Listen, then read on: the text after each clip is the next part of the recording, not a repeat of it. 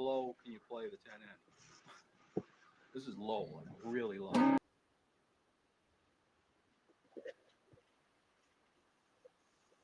Okay, hopefully that came out right. Anyways, I can listen to this stuff all day long.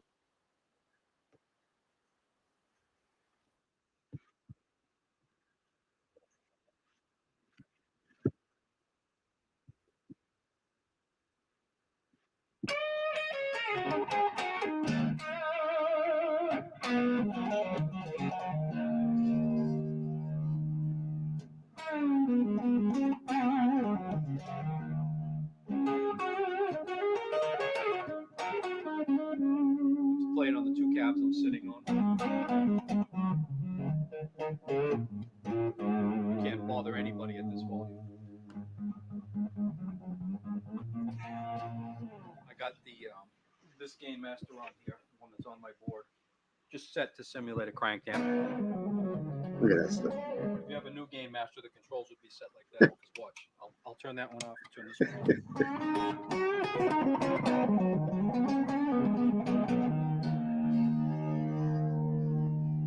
You know, all of that is coming from this.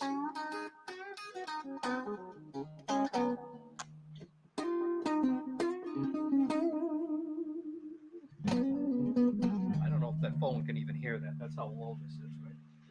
So then if I want some fuzz on top of that.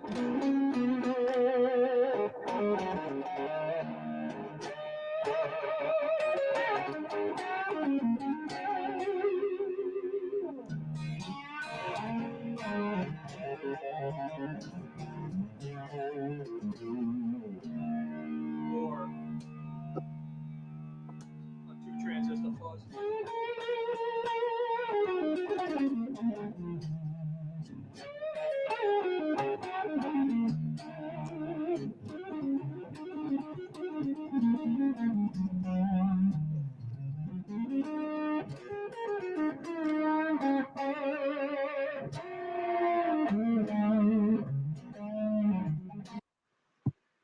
Anyways, welcome to my channel. That was my cousin. Just being my cousin. I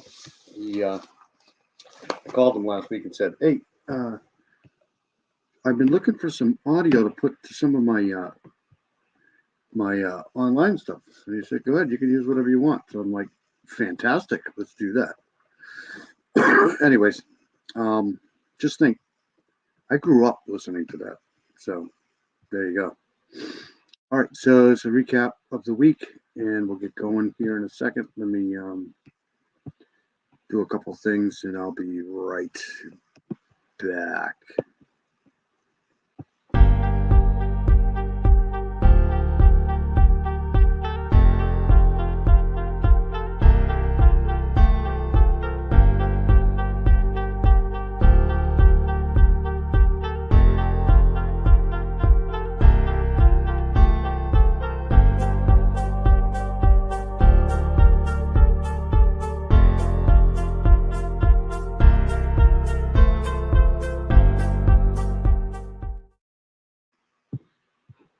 Okay, so here we are.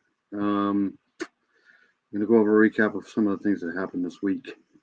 In the news, I'll add a little bit of background stuff to this here. Hold on.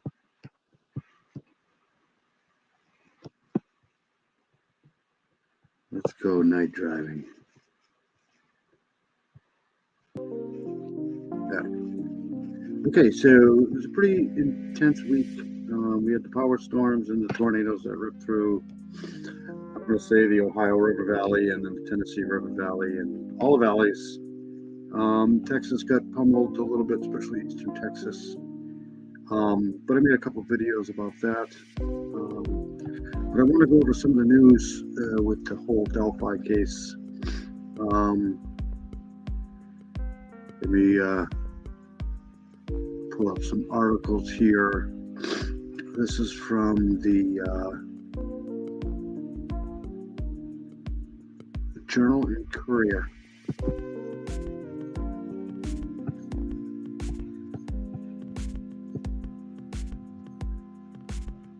So as many of you are aware, this guy has been the one that's been arrested for arrested back in, I believe it was October 2022. And we've been awaiting some information about this guy.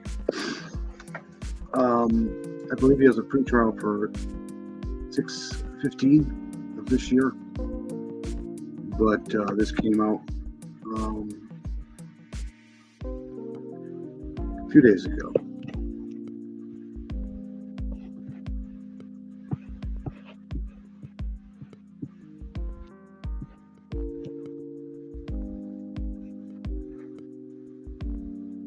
So basically, his defense lawyers want him to be moved because of the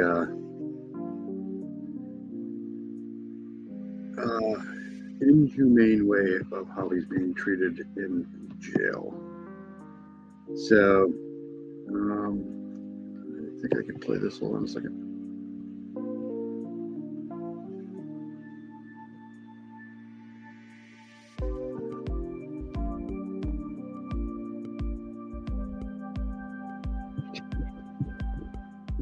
I believe in a God of justice and righteousness.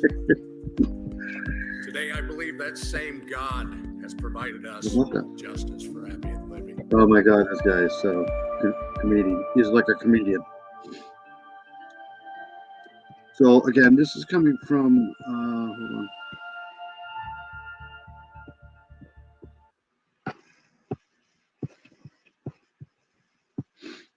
And by the way, it's 2:57 a.m. in the morning, so it's probably nobody awake but me.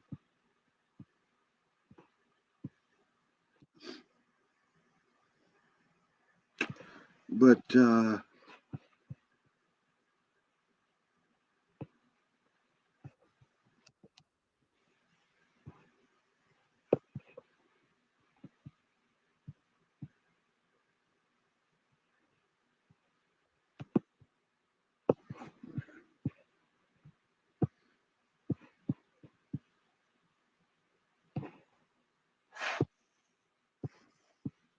right, let's back this up,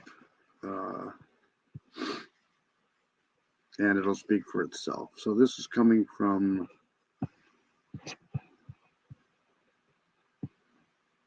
the Journal and Courier, so, out of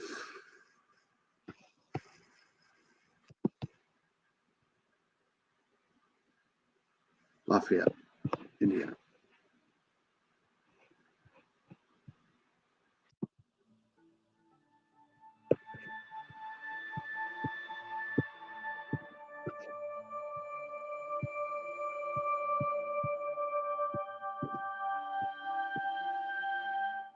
I believe in a God of justice and righteousness. Okay, so Today, I believe that same God has provided us with justice for happy and living. convenient how God always comes after us.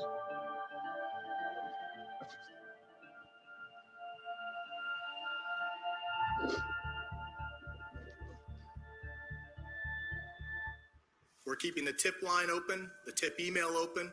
We encourage everybody to continue to call in tips, not only about Richard Allen, but about any other person that you may have.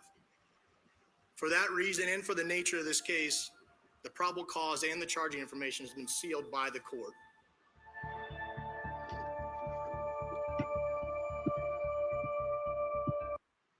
So if you look at this, right, I mean, it's pretty obvious now. This is the guy, the height. I always said this guy was no taller than 5'8". So, but it's Richard Allen. Okay, it's pretty evident now. So, all right, let's go back to this here. Actually, this was from USA Today. All right. So, anyways, this guy's been in jail for about 5 months now, and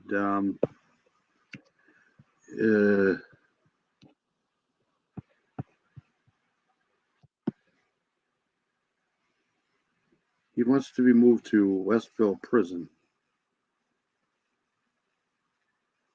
to Cass County Jail, which is a little closer to the defense attorneys and his relatives. So, I mean, this is how he looks now, but look,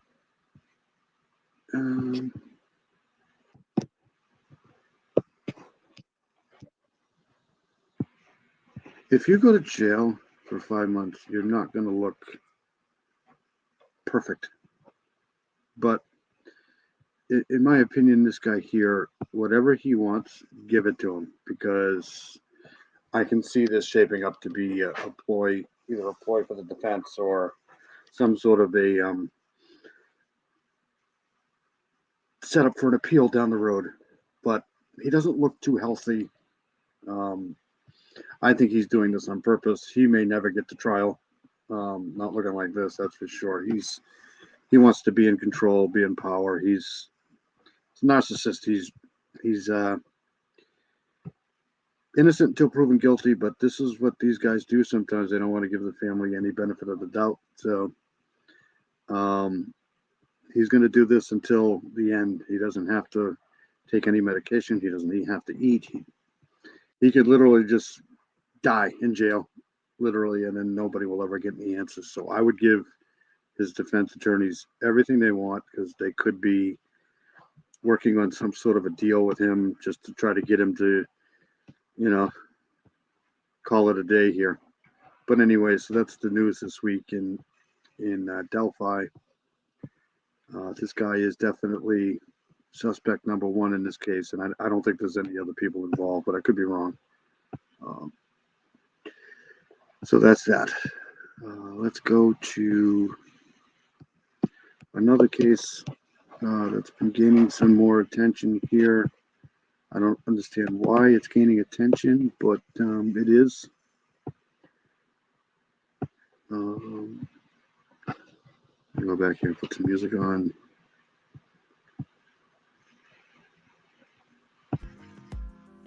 There you go.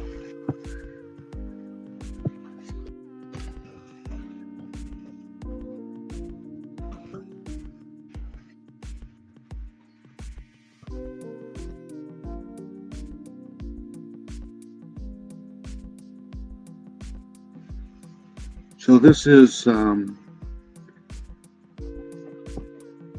other case I've been following. This is the Idaho 4 case.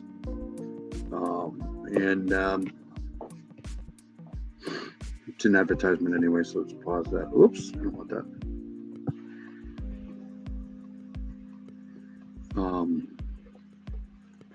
So apparently this guy is accused of unaliving 4 teenage students in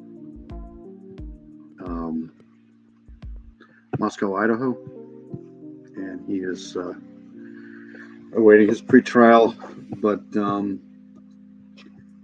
I think it was today or the other day, it came out that maybe they might have found an ID from one of the victims. We don't know how true this is. It hasn't been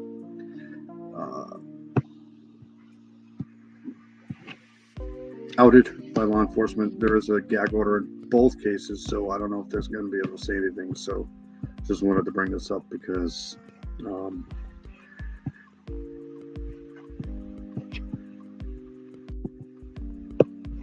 right, so let's play this here. This is News Nation.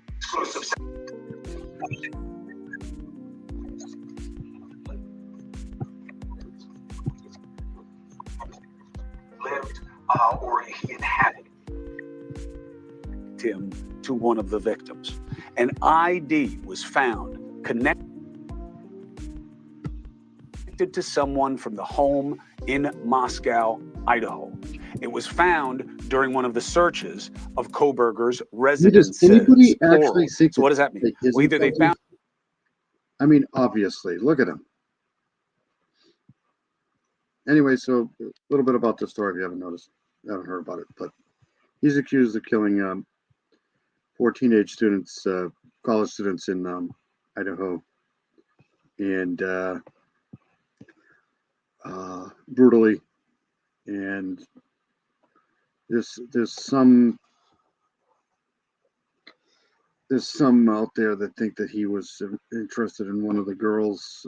Who knows? But so they think they found an ID connected to one of the people, one of the residences that were there. But in my opinion, this guy's Found it in Washington, you know, where he was, just outside Moscow, Idaho, or in Pennsylvania. Police also believe they have evidence that could connect Kohberger this is to what they are viewing as cyber stalking of someone from the Moscow residence. We've reached out to the police. Due to the gag order, they can't confirm this information. But does this answer two questions? Is it a smoking gun? You know, I never really understand what that means. You know, obviously, is it the murder weapon? Who is it? No. But does it connect him to a group of people he had no business to be familiar with? And does it imply that Kohberger may have had more people on his list, and that may be why they're investigating him to see if they can connect him to any other situations? Let's bring in retired FBI agent and News Nation legal contributor Jennifer Coffindaffer and high-profile trial attorney Mark Geragos. To both of your reckonings, you're familiar with the reporting and the sourcing on this. I basically have it right, yes? Nods of the head is enough? Okay, so from the investigative side, look, Geragos hates doing anything that's favorable to me. You see that? Even nodding his head. He didn't really want to. He was fighting it. So from the investigative side. I don't know what it is about me, but I just really can't stand media people. Sorry, but just ask the question. We don't have all day to listen to you. Jennifer Coffindaffer, so start with you. You find. So here's the headline. It says an ID from the Idaho killings was found in Brian Kohberger's residence. Police arrested Kohberger in Pennsylvania at his parents' home, and an apartment was also searched in Pullman, Washington, which is to believe to be his apartment. So ID from one of the victims in a place that was controlled, inhabited by Kohberger. I do want to say the police, FBI, and everybody that was involved in this case so far that we know of, I mean, they just did an astronomical job. I mean, let's start with that. How big a deal? I don't think he had any clue they were onto him. It's a big deal. That is a smoking license. Just like the sheath was a smoking sheath found next to Maddie with his DNA on that clasp, it's the same thing in this situation. Why would he have an ID related to one of those people from that house? And remember, we know that identifications were recovered from. Yeah, but how do we know? I don't think there's a gag order, so why would this stuff be being released? From the glove box, and that was at the Pennsylvania search warrant. So interesting. We always wondered what were those identifications that they referred to. What's the counter, Mark? Well, look, the counter is we don't know if it's true yet. Good point. We don't know if it's true yet. This is all speculation. We have no clue. This is what I'm talking about. This is just people being people. I think part of the problem is when you put a gag order on stuff like this, and you don't have a. First of all, I'm not a big fan of gag orders. I just ain't. I mean, I don't want to try to sound too defense pro or not, but look, you're going to get this stuff when there's a gag order because there's only going to be rumors and speculation, and that's all you hear about is the prosecution side. You don't hear any. I don't like gag orders at all. Way for people to respond. You get us doing what we're doing now. I mean, I would much rather find out if, in fact, this is true. I would want to find out, number two, where it was found precisely, and I would want to know who it's of. And if you get if you assume all of those things are true, then I don't disagree. This guy's gotten really old. Agree with Coffindaffer. It's a bad fact. The idea that they have, what are they talking about, you think, Jennifer, in the universe of we have evidence that we believe shows that there was cyber stalking of him? in my opinion, this guy here, Brian Kohlberger, is the typical Ted Bundy-ish type of person. He is so whack. Of somebody else, either in that house or elsewhere. I shouldn't What be kind of laughing. This things is might they be horrible. talking about?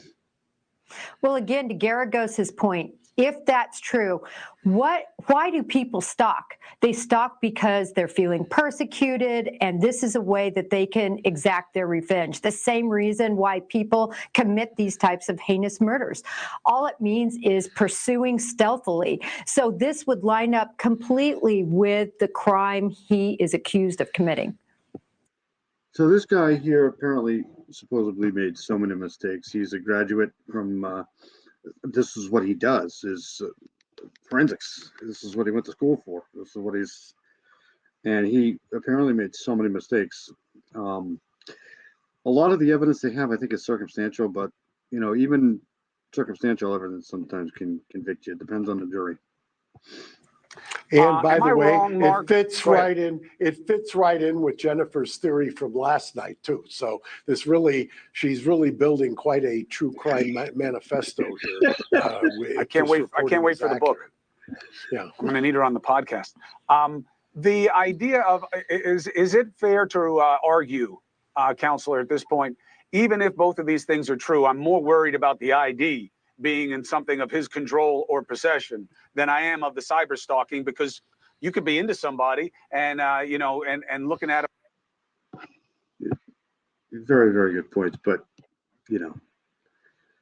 again, people take these things and run with it. We have no idea of knowing if this is true or not. It's just one of those things. So I just wanted to bring this to people's attention. Of course, you probably already know. So we'll get rid of that. And that's the dog. That's me. All right, so let's put the music back on here. And actually, you know what we can do here?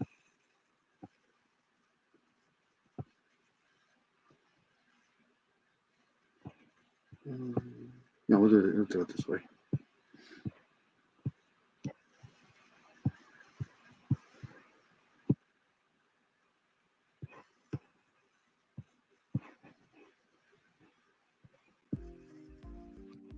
Okay, there's some music.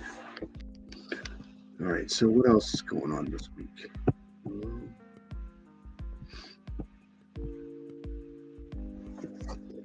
We got this Stephen Smith thing going on.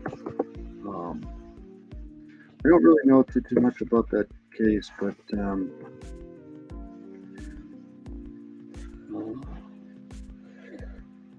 it seems like they're reopening the case, and they call it now. Let's look here. Calling it now a homicide. Before it was just an accident. I don't know, but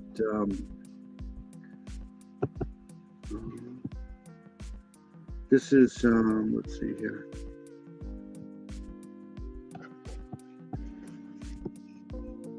So if anybody in true crime's been living underneath a rock, a couple weeks ago they found Alex Murdaugh guilty, and this might kind of be connected with the whole thing, but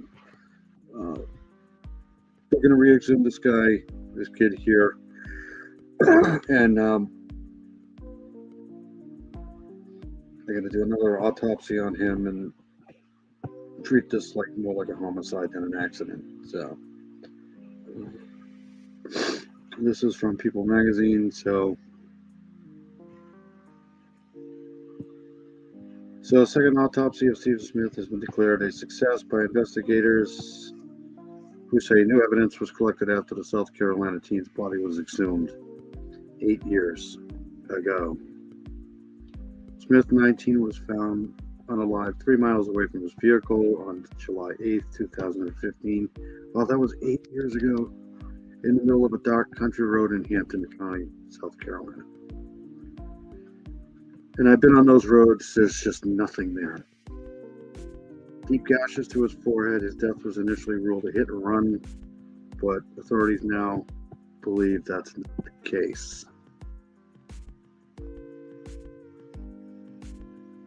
Forensic expert Dr. Kenneth Kinsey, who was hired as a private investigator by Sandy Smith's legal team, mom's legal team, gave an autopsy update to News Nation on Tuesday.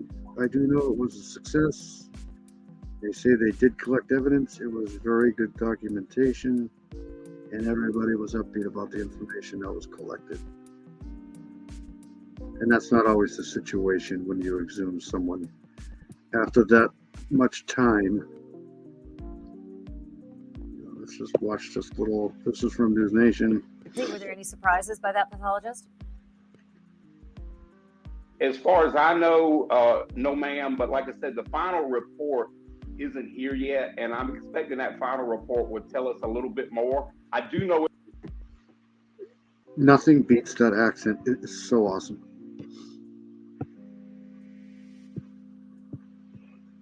it was a success. They said they did collect evidence. It was very good documentation, and everybody was upbeat about the information that was collected. And that's not always the situation when you exhume someone after so many years. But they said they had everything. Yeah, 8 years. 8 years, Dr. Everything Kinsey. Will we be able to determine something positive and something that's actually productive after 8 years of decomposition? Well, I don't want to take it the wrong way, but I'm very, very excited about the report coming and the pathologist. So my buddy over there at True Crime Web is doing a really good job on this case. So if you want to know more about this case here,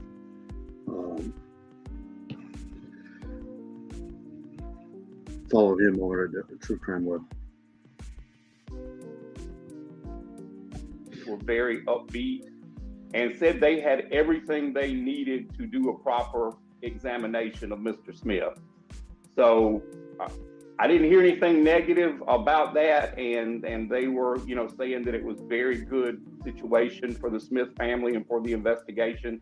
So I've got my fingers crossed, and I'm looking forward to hopefully we can get the Smith family some answers.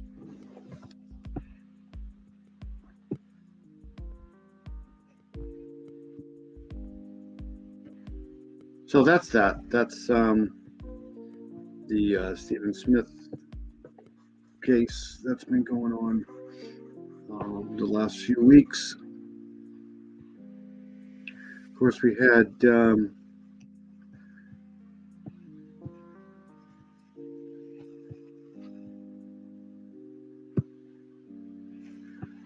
the power storms that went through. Let's pull some of that stuff up.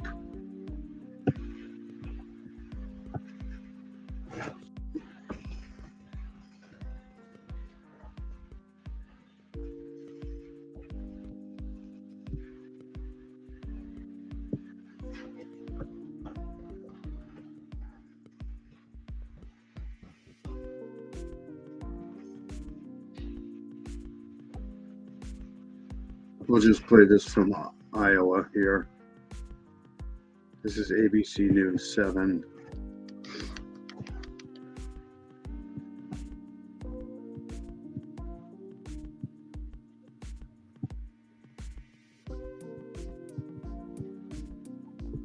Set to get hit again.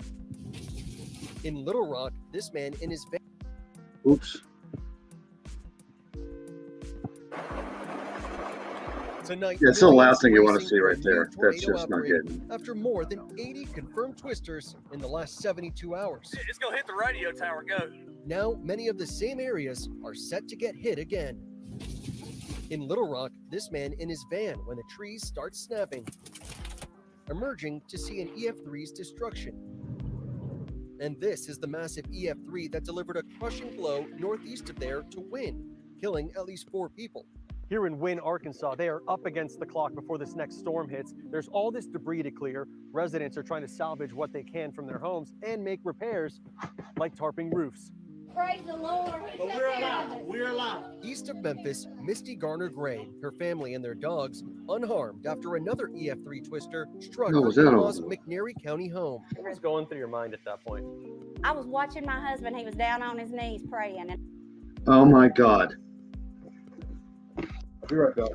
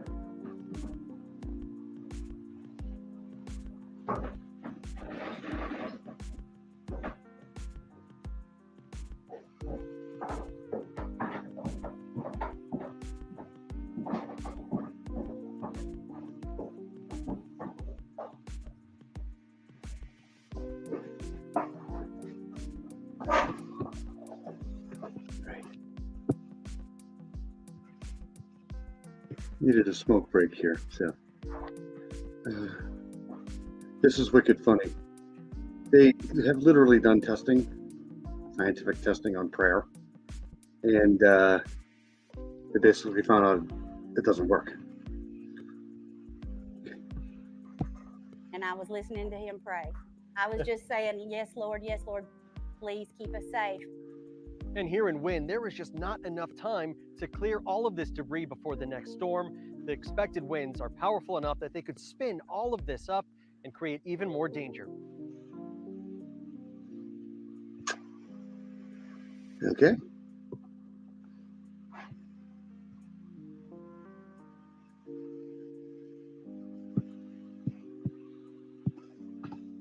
Yeah, it was pretty bad. Crew's there this week. A little early in the season, but anytime you start going from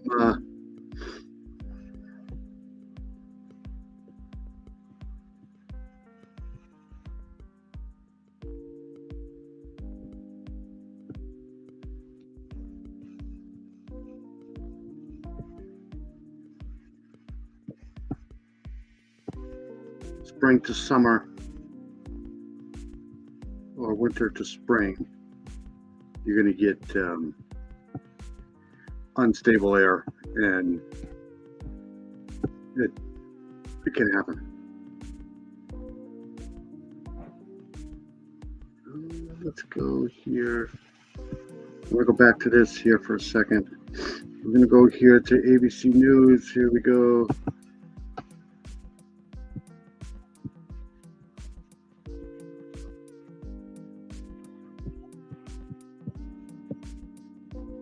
Apparently God didn't like those people.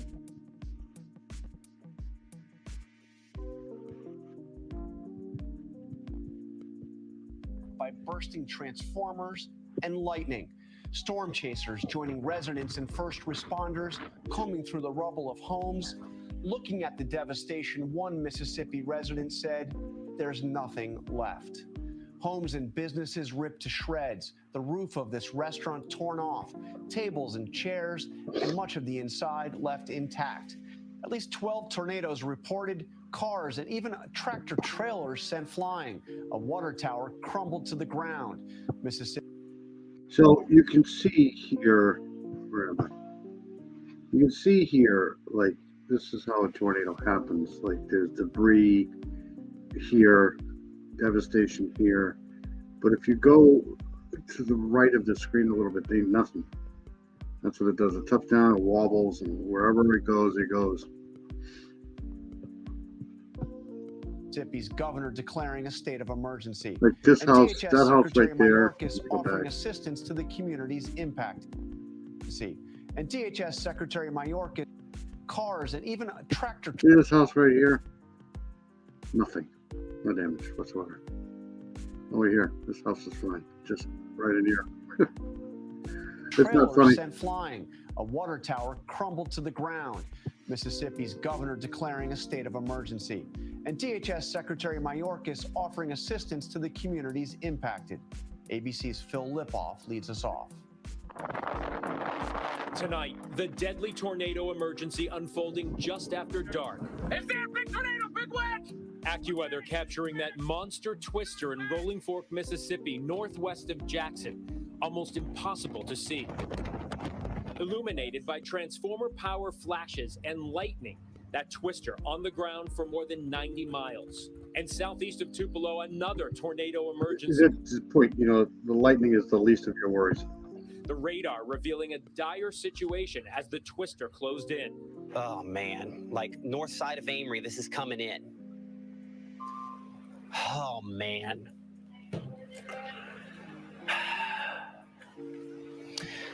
Dear Jesus, please help them. Oh my God. Back in Rolling Fork, storm chasers joining first responders and residents in a race to help the injured. Tragically, There is not no point of everyone it. survived. That is very disturbing. Like actually seeing people losing their lives over a bad weather like this. More than 24 people losing their lives across the storm zone. Our Rob Marciano is in Rolling Fork. They've been working all night long, searching and rescuing people here in the town of Rolling Fork. You can see they've even brought in heavy equipment because some of the debris is so compact. First light revealing devastating scenes, trucks thrown into piles of wreckage, homes and trees all uprooted. Now that the sun is getting higher in the sky, you're getting a real sense for just how much this town has been leveled. Some of these buildings you can't even make out. This is some sort of industrial building, completely flat. Mississippi's governor declaring a state of emergency. Survivors now facing the death and destruction left behind. Dana Dew says she and her husband lost everything, describing how he sprang into action as the tornado closed in. He jumped up out of the bed, and I jumped up out of the bed, and he threw me in the closet and held on to me, and we rode it out. And tonight, we're learning more about some of the lives lost there. Among them, Mary Barfield Bush, a Oh, that grandmother, sucks. her niece sharing with That's horrible. ABC. Mary was a sweet and caring soul with a beautiful smile that lit up the room. Phil Lipoff, ABC News, New York. Hi, everyone. George Stephanopoulos here. Thanks for checking out the ABC News YouTube channel. All right, so If you'd like that's to get that.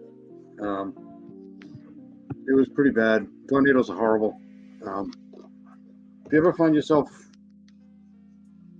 in and around a tornado, the best place to be is the low level of the house. If you have basements, bathroom, tub, anywhere that can't be lifted. All right, so let's do this again because I like this. It's my cousin again.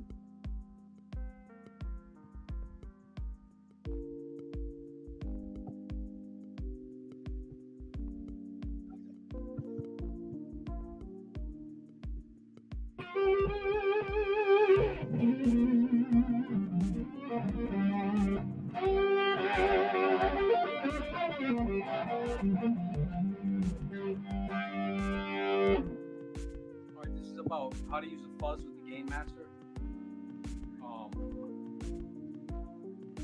What I got going on here is you'll rarely find me setting my Gain Master I always used to go to his house in Dorchester and steal his cigarettes.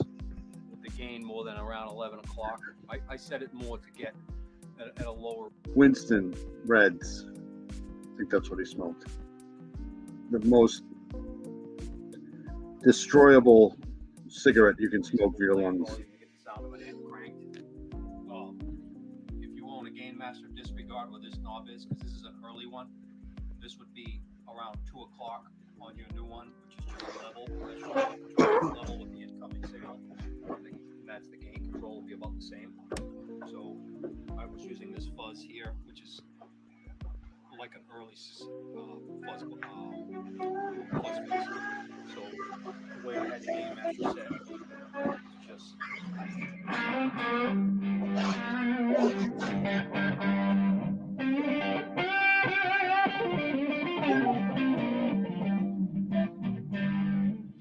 It's sort of like a crank amp setup. Okay. So when you use a fuzz base, box through that, this one right here. Go get a real fuzz base out there. This is the one I use right now. It's the same thing.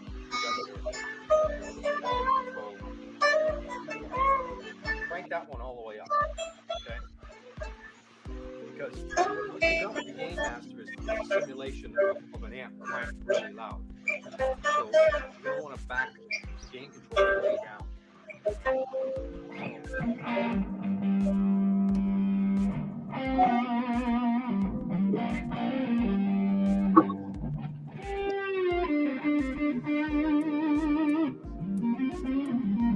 You still got all that goodness on the volume. All that stuff on the volume control where if you back it down and clean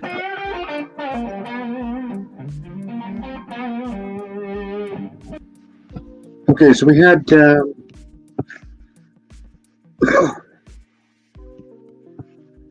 another situation tonight. Let's go there.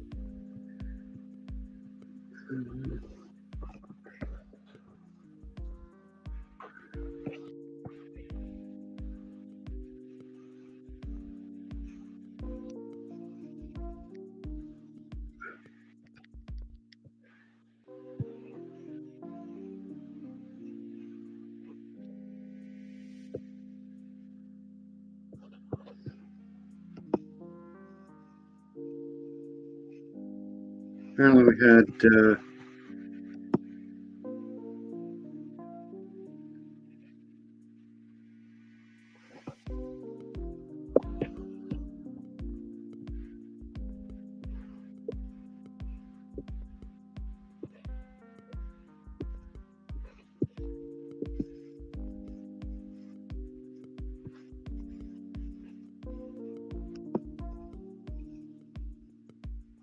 So basically, we had some sort of a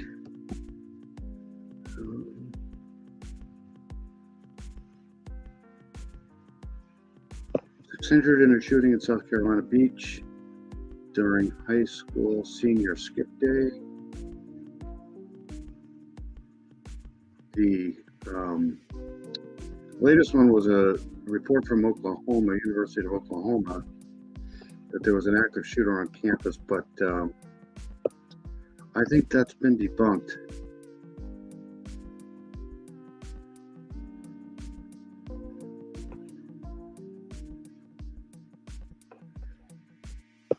It's good news, but it's not good when you have people that are just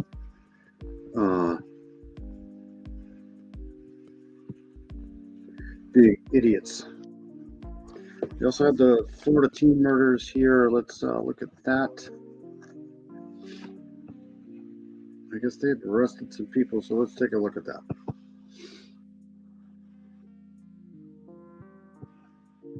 You don't.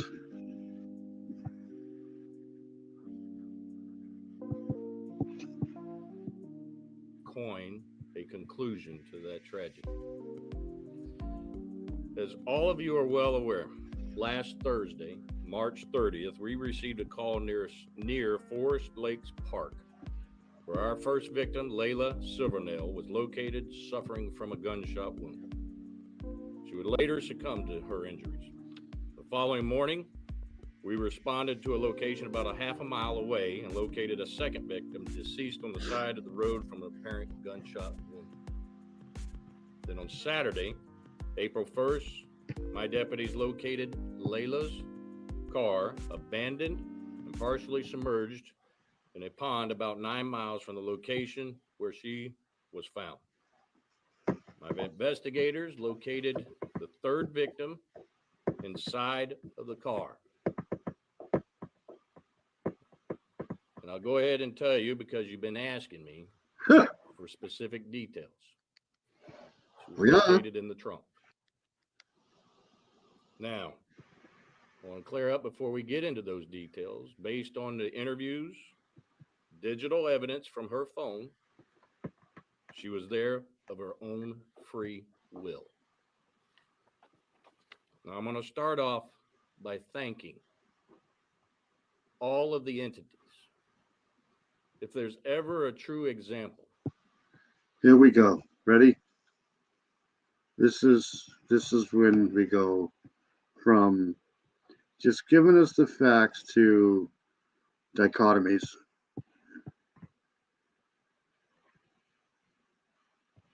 Whoops. I have no idea what I'm doing. Of law enforcement, communities coming together, and a almost perfect collaboration to come to a conclusion in a week on a triple homicide is truly amazing. Those entities include the FBI, FDLE, U.S. Marshal's Office, and in my opinion, probably the best state attorney in the state of Florida for the 5th Judicial Circuit, Bill Gladson's assistant state attorneys. OPD, my deputies, detectives, forensic professionals, and our citizens, who are truly amazing. Now, this one's going to come a shock to you. That includes you, the media. You helped us. Oh my God. You can't script this stuff any better than this. This is just, okay, sure. You got it. Just let us know what's Getting going information. on. Okay. My emotions right now Says it already here. are all over the place because I am so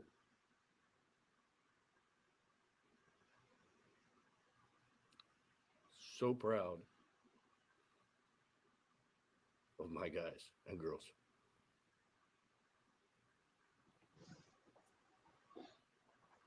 I didn't do a damn thing, but they stepped up to the plate. And yes, you put information out there, and I'll admit this, you wore my ass out of interviews, you hounded me, but don't ever think I didn't use you as well to get the information I needed. Now, the investigators were able to determine that this group of juveniles were involved in committing burglaries and robberies, which they were referred to as a lick. Now, although we had out there that was gang related, we have nothing specific to say that it was any rivalry or anything to such that cause. But however, I don't think I can watch much more of this. So that's that. I mean, it's go look it up. It's yeah, it's just bad. It's just yeah, okay, whatever. What else is going on here this week? We've also had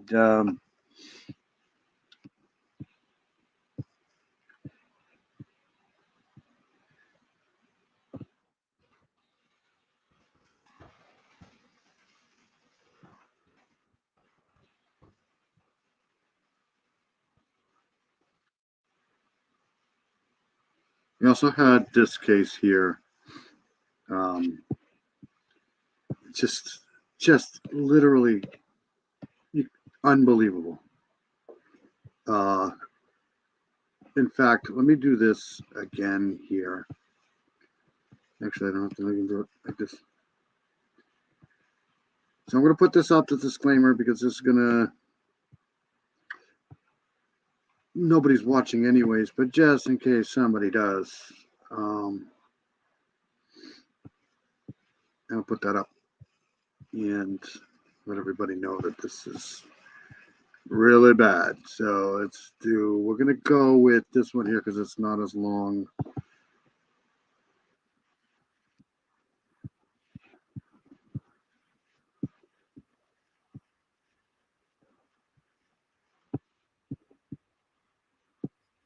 St. Pete Police Chief Anthony Holloway, both Taylon Mosley and Passion Jeffrey are grieving This today. is also in Taylon was Florida. found dead. Is my condolences going out to the family and to his loved ones.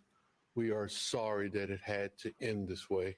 St. Pete Police Chief Anthony Holloway said detectives saw an alligator with an object in its mouth at Del Holmes Park. That's across town from the apartment where Jeffrey was stabbed to death. They fired one This round. is NBC News, I believe, out of Florida.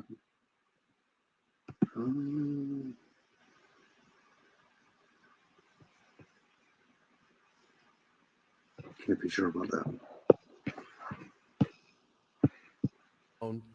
To the alligator. The alligator dropped the object that he had in. So this guy here allegedly unalived his wife, took the kid, and threw his kid in the water to be attacked by alligators. In his mouth, and we were able to retrieve Taylon's body intact. Taylon's father, Thomas Mosley, is charged with 2 counts of first-degree murder for both Taylon and Passion's deaths. We didn't want to find him this way, but No. at least we can bring some closure to that family now. Earlier today, that family spoke about mother and son. He's always calling his mom on his cell phone. Yep, always. He miss his mom. They call each other all the time. She really loved Taylon. Police don't know how Taylon got to the lake or the cause of death for the toddler. We just want to say that Taylon is a beautiful little boy. And he's really loving and caring. According to Chief Holloway, Thomas Mosley is still in the hospital. Police said Wednesday, the last time Passion and Taylon were seen alive, was Mosley's 21st birthday. So that's just disgusting, disturbing.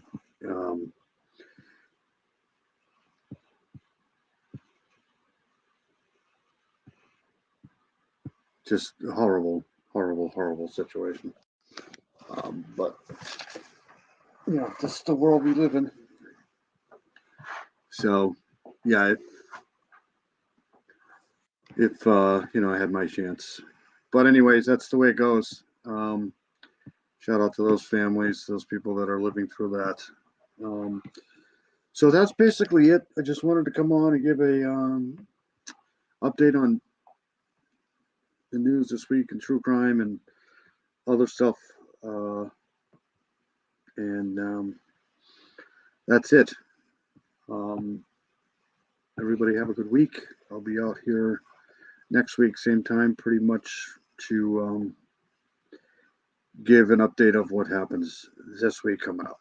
So everybody have a great night. I'm going to end this with some more of this.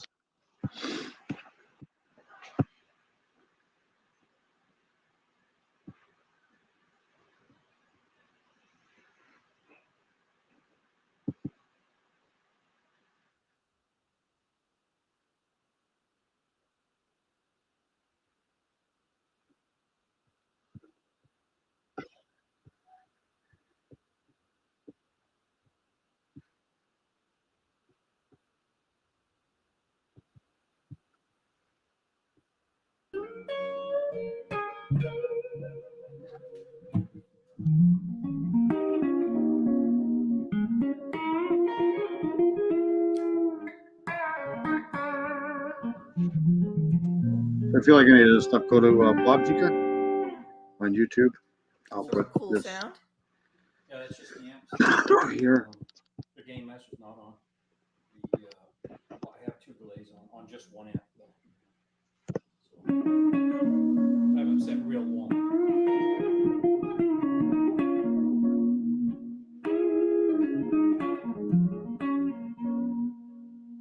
So if you turn the Gain Master on, it would sound like a cranked amp. It would sound like I turned this all the way. Like look how low the amps are. These two amps are on. The amp is barely. Like they're almost off. Yeah, it's barely on. So if I. All right, so everybody have a good night. Without Thank the you for Gain coming. Master to get, a more distorted sound, it would be really loud.